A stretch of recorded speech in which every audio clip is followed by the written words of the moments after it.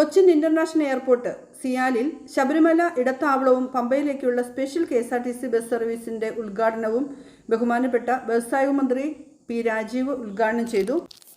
വിമാനമാർഗം സിയാലിൽ എത്തുന്ന ശബരിമല തീർത്ഥാടകർക്ക് കഴിഞ്ഞ വർഷം മുതലാണ് വിമാനത്താവളം ഒരു ഇടത്താവളം ഒരുക്കി തുടങ്ങിയത്.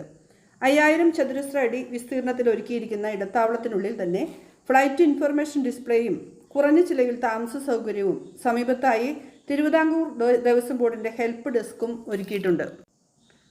സിയാലിൽ നിന്ന് രാത്രി 8 മണിക്ക് പുറപ്പെട്ട് രാവിലെ 2:30 പമ്പയിൽ എത്തുന്ന രീതിയിലാണ് KSRTC service ക്രമീകരിച്ചിട്ടുള്ളത്.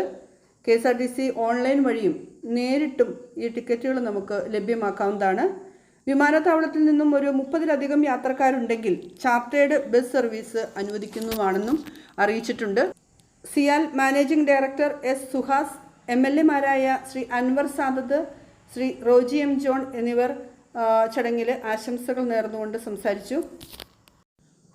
CIAL airport director Manu G ചടങ്ങിൽ എല്ലാവർക്കും നന്ദി രേഖപ്പെടുത്തുകയും ചെയ്തു.